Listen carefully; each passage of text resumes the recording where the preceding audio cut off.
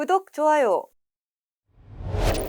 푸바오만 인기냐? 중국에는 판다바오가 있다. 외국 정부 또는 금융기관이 중국 본토에서 발행하는 위안화 표시 채권인 중국 판다본드. 중국 판다본드의 발행 규모가 올해 들어 급증한 것으로 나타났습니다. 올해 발행된 판다본드는 지난달 말 기준 90건, 발행액은 약 1,500위안으로 하나로 약 27조 원에 달하는 것으로 확인됐습니다. 작년 한 해 동안의 발행 규모보다 1.75배나 늘어난 수치죠. 업계는 판다본드 발행량 급증이 국제 자본시장에서 위원화를 자산으로 인정하는 경향이 커진 데 따른 결과라고 보고 있는데요. 여기에 중국이 지난해 판다본드로 모집한 자금을 국외에서도 사용할 수 있도록 하는 등 판다본드의 운영체계와 시스템이 개선된 것도 영향을 미쳤다고 보고 있습니다. 더불어 미국과 중국의 통화정책이 다른 방향으로 전개된 것도 판다본드의 발행량이 대폭 급증하게 된 원인으로 꼽히고 있죠. 위원화의 국제 위상이 높아진 가운데 앞으로의 중국의 통화정책은 어떤 방향으로 나아갈지 귀추가 주목됩니다. 자세한 내용은 이정환 교수가 알아봤습니다.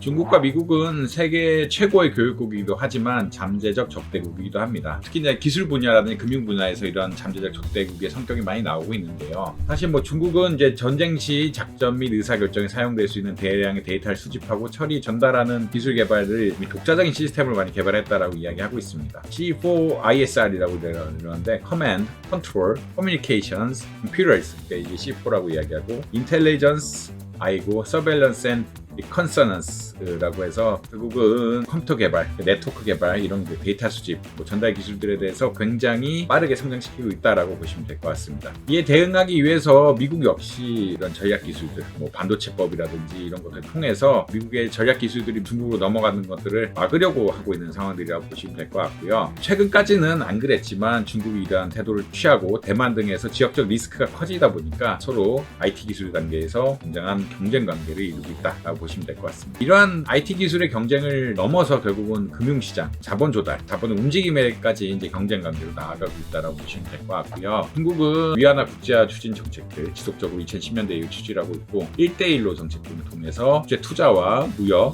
결제에 있어서 위안화 시스템을 강화하려고 하고 있습니다. 아무래도 이제 적대적인 관계가 혹시나 된다고 하면은 위안화 결제 비중이 높지 않다라고 하면 중국의 수출입에 굉장히 문제가 생길 거고요. 중국의 수출입에 문제가 생긴다는 것은 전쟁에 있어서 굉장히 큰 어려움을 줄 수가 있습니다.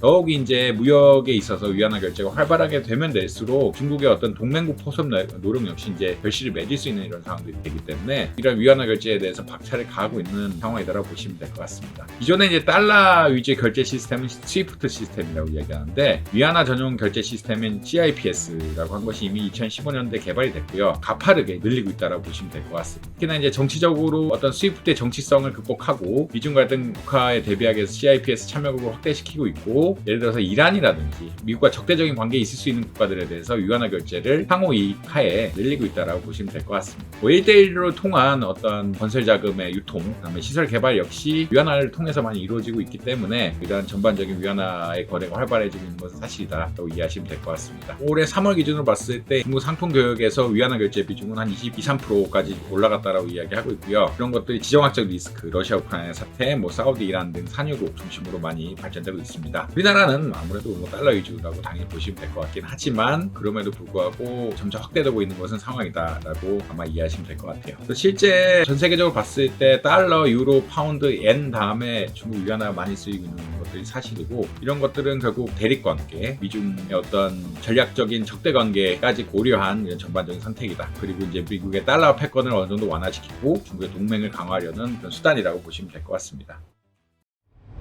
오늘 덕으로에서 준비한 소식 어떠셨나요? 더 자세한 내용이 궁금하시다면 덕으로 홈페이지와 유튜브 구독을 통해 만나보시기 바랍니다.